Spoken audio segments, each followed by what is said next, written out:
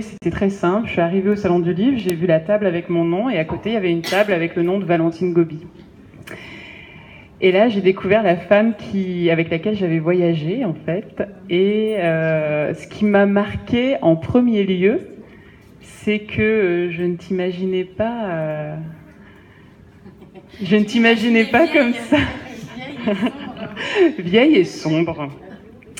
Et en même temps, en fait, non, parce que ce qui m'a permis d'arrimer, c'était cette force de vie incroyable qui se dégage de ta personne, mais qui se dégage aussi finalement de ton livre, de tes livres. Et j'ai l'impression que, je ne peux pas dire que j'ai lu tous tes livres, mais j'en ai quand même lu pas mal, et que c'est une œuvre qui se dessine et qui est complètement vouée à la pugnacité, à cette force de vie, à cette résilience, et finalement au souffle dont il est beaucoup question dans le paquebot. Et je trahis aucun secret en disant que tu as été longtemps très asthmatique parce que tu en parles dans Baume. Et voilà, alors est-ce que cette surprise entre ce qui se dégage de tes livres, qui est à la fois complètement dédié à la force de vie, mais qui fait passer le lecteur par des moments qui sont tout de même crus, et cette personne extrêmement souriante que tu es, en adéquation entre la photo et... Est-ce que c'est quelque chose qui t'est souvent renvoyé, ça? Est-ce que c'est quelque chose sur quoi toi tu t'interroges, ce que tu es et ce que tu écris? Bon, bonsoir à tous et merci pour... C'est vrai que pour commencer, et je vais répondre à ta question, mais il y a des rencontres qui comptent vraiment dans la vie d'un écrivain, qui sont aussi des vraies rencontres d'amitié. Et on ne se connaît pas depuis longtemps, mais c'est une rencontre qui compte beaucoup, beaucoup pour moi. Donc merci de me recevoir ici avec ces libraires merveilleux. Je crois que tu les aimes beaucoup. Et moi, je les rencontre aujourd'hui. Merci de votre accueil. Oui, on me le dit très souvent, et en fait ça m'étonne à chaque fois. Ça m'étonne parce que pour moi, il est évident que la joie c'est un parti pris. C'est pas une nature. Je pense pas qu'on naisse heureux. En tout cas, moi, je pense pas être née heureuse. J'ai eu avec moi des gens qui m'ont infusé de la joie très fort. J'avais une mère comme ça qui était extrêmement solaire et résolument du côté de la vie. Et je pense que j'en retire quelque chose encore aujourd'hui. C'est une forme de regard sur le monde qui ne change pas le monde, mais qui incite à aller vers les belles choses, celles qui donnent envie de se lever le matin et de continuer à vivre. Mais justement, il me semble que dans les livres, j'essaye de restituer ma vision du monde, qui probablement est à la fois subjective et objective. Le monde est une drôle de chose, la vie est une épreuve longue et difficile aussi. On est né pour mourir, alors ça commence quand même très mal au départ. C'est quelque chose qui me fascine beaucoup, la préférence pour la vie.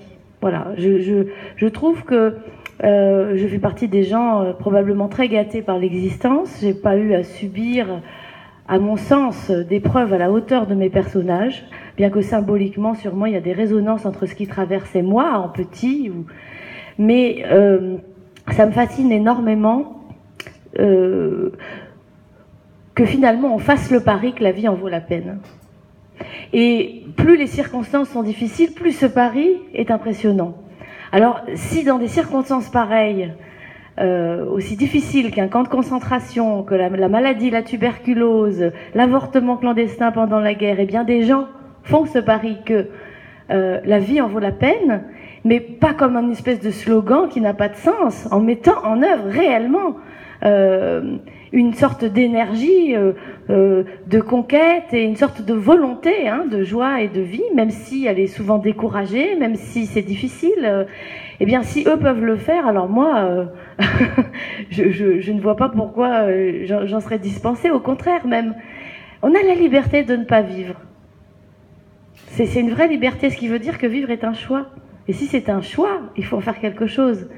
Voilà, j'ai pas envie d'être là pour rien, moi. J'ai pas envie de subir les choses. Et au fond, j'ai rencontré beaucoup de gens qui sont des personnes avant d'être des personnages, qui m'ont inspiré des romans, et je crois que je sens bien miroiter en moi cette volonté, en effet, de regarder du côté du soleil. Mais vous savez, Aragon disait qu'il n'y a pas de lumière sans ombre, et c'est pourquoi je crois que pour voir la lumière, la vraie, celle qui est souvent la plus difficile à voir, il ne faut pas aller en plein midi, il faut aller dans les sous-bois. C'est là qu'en fait la lumière est probablement la plus belle parce qu'elle est la moins évidente. Voilà ce qui m'intéresse. Mais c'est pas un renoncement à la lumière, j'ai pas l'impression de vivre dans une forme de schizophrénie, de contredire ma nature profonde. Non, je pense être quelqu'un qui au fond voit tout à fait la noirceur et la difficulté des choses, mais choisit de sauter par-dessus. Voilà. Bon ben voilà, le ton est donné.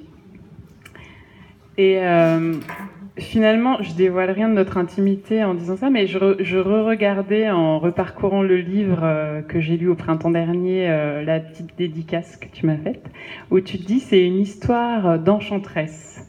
Et tout d'un coup, j'étais troublée parce que, en parlant du paquebot, tu disais c'est une histoire d'enchanteresse, et je me suis demandé qui était l'enchanteresse en fait dans cette histoire. Et je me suis dit qu'en fait c'était toi parce que il y a quelque chose qui se passe et qui est un petit peu différent dans Kinderzimmer. Il y a deux choses, mais j'en garde une pour plus tard. C'est que tu dis je dans ce livre. Tu le fais pas dans Kinderzimmer. Et en fin de compte, il y a une connivence qui est installée dans le prologue et dans l'épilogue entre toi et Mathilde, qui n'est pas Mathilde, mais tu nous raconteras peut-être, si tu as envie, un peu l'origine du livre, on la devine un petit peu. Et qu'est-ce qui t'a amené dans ce livre-là à oser dire prendre ta place de narratrice en fait? Alors en fait, c'est pas la première fois que je le fais, mais je l'ai fait très très discrètement dans un roman qui s'appelle Qui touche à mon corps, je le tue. Et c'est très discret, ça arrive une fois, à un moment où, alors je vais, si tu permets, resituer le livre, parce que je suppose que vous n'avez pas révisé avant de venir, n'est-ce pas? Et donc, Qui touche à mon corps, je le tue, se passe pendant la Deuxième Guerre mondiale. C'est l'histoire de trois personnages qui se trouvent confrontés, en fait, à l'avortement, à une période où c'est donc interdit. Une jeune femme qui avorte, Marie-Louise Géraud, qui a été une avorteuse célèbre, guillotinée pour fait d'avortement, et le bourreau qui va l'exécuter. Bon, c'était une sorte de... C'est 24 heures comme ça de traverser dans ces corps qui sont en pleine transformation. Et à un moment, je voulais me rapprocher de Lucille, qui est le personnage de fiction, cette femme qui avorte, et je dis que j'écris, l'endroit où j'écris, c'est sa nuque. Et je le dis comme ça, moi je veux te regarder depuis ta nuque. Ce que ça voulait dire, c'est que je ne veux pas, ça c'est vrai pour tous les romans, être dans une position de surplomb en tant qu'écrivain. Moi je connais la fin de l'histoire, hein. De toute façon je sais que Marie-Louise Géraud va être guillotinée. Je sais qu'un jour on regardera ces femmes aussi d'un autre œil, pas que, mais certaines fois oui. Et en fait, ce qui m'importe, c'est d'écrire au plus près de l'expérience des personnages, et pas du tout avec mon regard à moi de femme de 2015 ou 2016 qui a beaucoup lu, qui s'est beaucoup documenté et qui pourrait même exprimer un jugement. Alors ça m'intéresse pas du tout d'exprimer un jugement en littérature. Ce qui m'intéresse vraiment, c'est de rendre compte d'un univers et d'un regard singulier sur le monde qui est en fait un peu le mien, mais surtout celui de mes personnages, et qui procède complètement de l'expérience qu'ils sont en train de traverser, et non pas de l'interprétation qu'on en donne 20 ans ou 30 ans après. Donc la nuque, moi, c'est là que je veux écrire le moment où Lucille avorte, parce que c'est son histoire qui m'intéresse. C'est pas la nôtre et ce qu'on va en faire, c'est la sienne. C'est les raisons qui la poussent à le faire, c'est ce qu'elle ressent le faisant, c'est les questions elles-mêmes qu'elle se pose et les sensations qui la traversent. Et en fait, ce jeu-là était déjà un jeu d'auteur. C'était un jeu qui disait « Ne me demandez pas d'écrire dans une position de surplomb. Voilà où je suis quand j'écris. Je suis dans la nuque de cette femme. Et pas plus loin. Je ne suis pas non plus à l'intérieur d'elle. Je ne suis pas elle. Je suis un auteur. Mais je suis à cette distance-là d'elle et pas davantage. » Et dans ce livre-là, c'est aussi un jeu d'auteur en fait. C'est pas un jeu de narrateur extérieur. Et là, c'est un auteur qui rend aussi hommage à ces gens que j'ai rencontrés. Il se trouve qu'ici, c'est Mathilde et en effet, elle s'appelle Élise. Je vais parler de la rencontre après parce que ça permet de comprendre pourquoi c'était si important pour moi le jeu. Mais plus ça va et plus je m'envisage vraiment comme une passeuse. C'est ça qui m'intéresse. Pas comme une historienne ou une spécialiste des sciences sociales. Je suis une romancière, donc j'ai besoin d'habiter les histoires que je raconte. C'est pourquoi elles deviennent des fictions. Je ne fais pas des entretiens, je véhicule pas des témoignages. Ce qui m'intéresse, c'est que ce soit incarné. Pour que ce soit incarné, il faut que moi-même, je puisse incarner quelque chose là-dedans. Il se trouve que Mathilde m'est très proche et Élise, Mathilde m'est très proche. Mais voilà, j'avais envie de restituer à la fois cette distance qui fait que je ne suis pas mes personnages, je ne suis pas cette fiction-là, et en même temps, elle n'existe que parce qu'elle a fait résonance en moi, que je peux me l'approprier, et que soudain, elle dit quelque chose de moi aussi. Et là, on pourrait peut-être évoquer brièvement le livre qui précède, qui s'appelle Baume, et que tu as lu aussi. Baume, c'est un livre qui est un des seuls récits franchement autobiographiques que j'ai fait, mais qui, dans la langue, devient autre chose qu'un témoignage, justement. C'est le récit de mon enfance avec mon père, vu par uniquement le sens olfactif. Je suis petite fille, arrière-petite-fille de parfumeur. Ça a été formidablement passionnant d'être dans cet univers-là, et puis très étouffant, très écrasant. Bon, il y a toute une ambiguïté autour du parfum. On n'est pas dans le souffle, mais on est encore dans la respiration, et c'est complexe. Ça pose des vraies questions identitaires d'être dans un environnement olfactif puissant comme ça.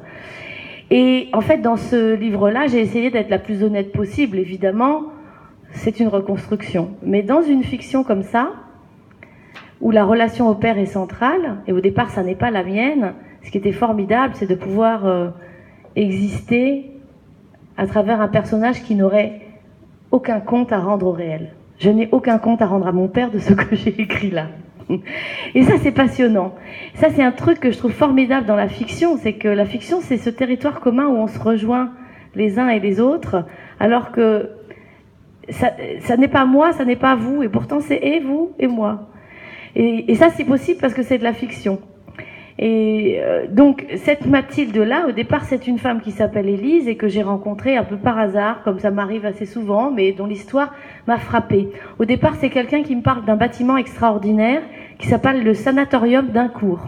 Ça se trouve dans le Vexin français, vers les boucles de la Seine. C'est la région des impressionnistes, Véteuil, Bonneuil, La Roche-Guyon. Vous en avez peut-être entendu parler. Et là, au milieu des arbres, il y a 3 bâtiments extraordinaires qu'on appelle des bâtiments de l'architecture paquebot, et ça donne aussi son titre au livre. C'est des bâtiments qui ont été construits spécifiquement pour soigner la tuberculose. Alors qu'avant, on recyclait des hôpitaux, des bâtiments existants, mais l'architecture n'était pas conçue pour soigner. Alors qu'avec l'architecture paquebot, qu'on appelle aussi plus largement architecture fonctionnaliste, c'est-à-dire son but c'est vraiment de remplir une fonction et pas d'être belle ou lumineuse, ou enfin peu importe. Là c'est vraiment remplir une fonction, c'est soigner. Et ben tout d'un coup on va inventer des bâtiments, alors avec des grandes terrasses qui permettent d'exposer les malades au soleil. On va utiliser des matériaux radicalement nouveaux, des peintures lavables, le mat royal, je sais pas si ça vous dit quelque chose, mais ça date de cette époque-là. Vous en avez certainement chez vous, mais au départ c'était pour soigner. On invente des pièces où il n'y a pas d'angle, qui donnent pas prise au bâti. Enfin bref, voilà un des fleurons de l'architecture paquebot. 3 énormes bâtiments au milieu de la forêt, un pour les hommes, un pour les femmes, un pour les enfants, qui fonctionnent jusque dans les années 70. Stupeur, parce que la tuberculose, pour moi, comme pour vous j'imagine, c'est surtout les années 30 quand même. Eh ben non, ça fonctionne et c'est plein. Et alors, visiblement, c'était tout à côté de chez moi. Alors, je suis un peu intriguée, je vais sur Internet, et là, m'apparaissent les photos de la splendeur de ces bâtiments, et aussitôt aussi, les images de leur destruction. Destruction qui n'est pas due seulement à la négligence ou à l'abandon, mais au saccage volontaire. C'est des lieux dans lesquels on va tourner des films d'horreur, des clips gore, des jeux de paintball, de softball, qui sont des sortes de déclinaisons d'ersatz de guerre. Donc c'est abominable parce que on voit aussitôt que le bâtiment en fait est sur la liste des monuments historiques. Ça veut dire que normalement il est censé cultiver une mémoire importante, une page de notre histoire qui compte.